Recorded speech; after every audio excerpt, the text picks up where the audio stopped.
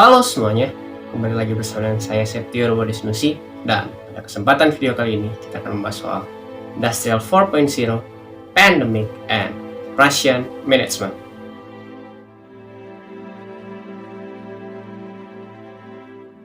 Machines have classically been only like the actuation.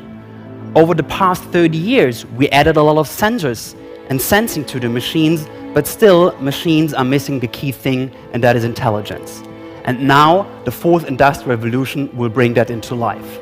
Why do we call it fourth? First one was the steam machine, second one was linear assembly systems. People think about Henry Ford's Model T. Well, actually, they were first implemented in the slaughterhouses of Chicago. Sorry for no better news there. Third is the robots that entered our factories, and fourth is now the combination of physical products and the intelligence and data. All those elements like autonomous robots, additive manufacturing technologies, and big data analytics, they already exist today, so it's starting to happen. They are not full-blown yet, and they are not connected to each other. Once they are, it'll allow for new ways to produce, to design, for companies to operate, and it'll also change the way how we work and the role of labor. Perkenalkan, dia adalah Marcus Lawrence, anggota grup inti praktek barang dan operasi industri Boston Consulting Group, yang berkonsentrasi pada peningkatan kinerja, penjualan, dan program R&D. Marcus adalah pemimpin global subsektor mesin dan komponen perusahaan. Dia juga telah menggunakan pengetahuannya tentang lean engineering and new process engineering dalam berbagai proyeksi restrukturisasi, rekayasa ulang, dan turnaround dengan klien. Dia juga membantu memandu program inovasi serta aktivasi penjualan dan layanan. Pada tahun 2015 di TED Talk, Marcus Lawrence menjelaskan soal apa itu Industrial 4.0. Menurut penjelasan Marcus Lawrence di TED Talk mengenai Industrial 4.0, saya menarik satu buah kesimpulan bahwa ternyata Industrial 4.0 adalah masa transisi, di mana masa peralihan dari tenaga kerja manusia akan mulai digantikan oleh mesin atau robot. Pekerjaan-pekerjaan yang sifatnya repetitif seperti akuntan, supir, dan teller bank, seiring perkembangannya Industrial 4.0, lama-kelamaan pekerjaan-pekerjaan tersebut akan mulai digantikan oleh mesin atau robot. Sebagai contoh, ada data pada tahun 2016 yang menyatakan bahwa supplier perusahaan handphone seperti Apple dan Samsung, yaitu perusahaan Foxconn, mulai mengganti sekitar 60.000 tenaga kerjanya dengan robot atau mesin.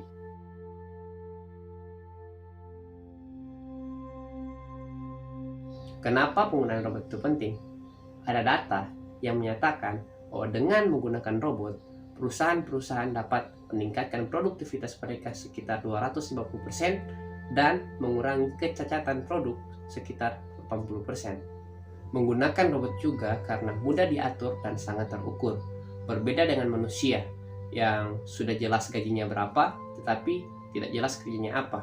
Yang dikit-dikit baper lah, yang kerja sedikit lapar, yang ada atasan sedikit caper.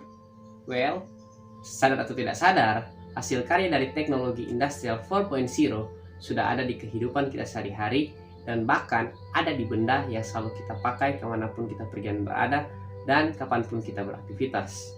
Benda apa itu? Ya, benar, itu adalah handphone. Handphone kita ini sudah dilengkapi oleh kecerdasan buatan hasil karya dari Industrial 4.0. Dan kecerdasan buatan itu adalah Artificial Intelligence. Contoh dari Artificial Intelligence di handphone adalah aplikasi Oke Google, seperti Oke Google, what time is it? It's 2:38 p.m. Oke Google, my girlfriend name please. I don't know, but I'll remember if you tell me. What's your girlfriend's name? Dari mana handphone ini tahu kalau tadi saya berbicara apa?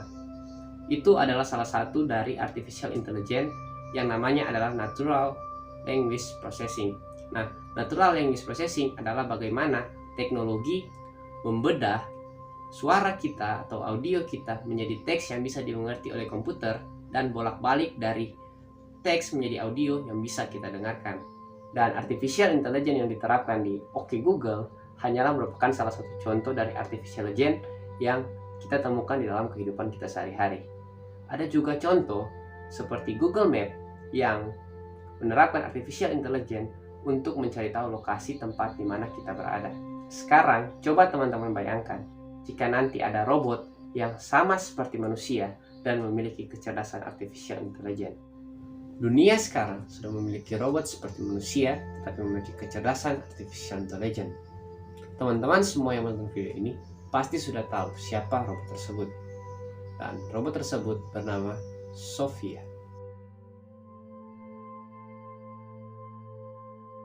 Memang bentuk dari robot Sophia ini belum 100% sama seperti manusia, tetapi tidak menutup kemungkinan dengan berkembangnya pesat revolusi industri 4.0 dan ada isu kita akan segera memasuki revolusi industri 5.0, maka tidak menutup kemungkinan, tidak mustahil jika suatu saat nanti robot Sophia ini akan sama seperti kita manusia.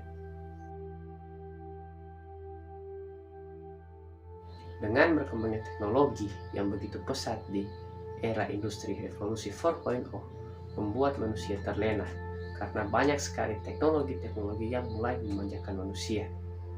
Jika manusia tetap terlena dan berhenti belajar, tidak mengupgrade diri mereka dan cepat merasa puas, tidak menutup kemungkinan pada satu saat nanti teknologi-teknologi mesin dan robot akan mengambil alih posisi manusia di alam semesta ini.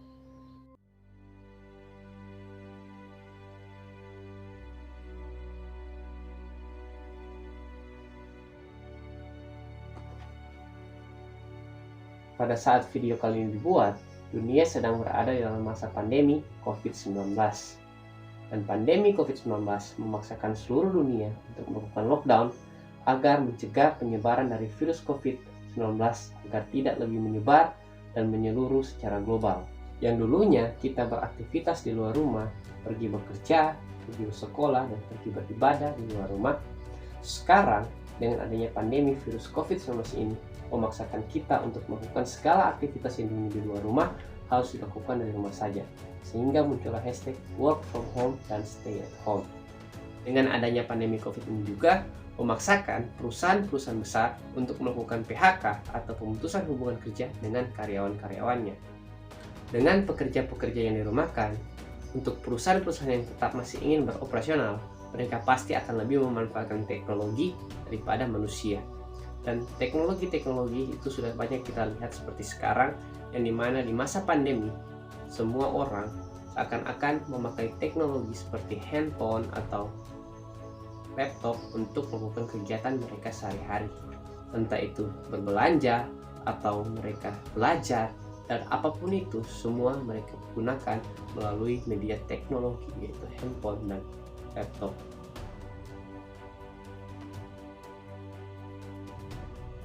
Dan tibalah kita pada akhir dari penghujung video ini, yaitu membahas soal operation management atau manajemen operasional.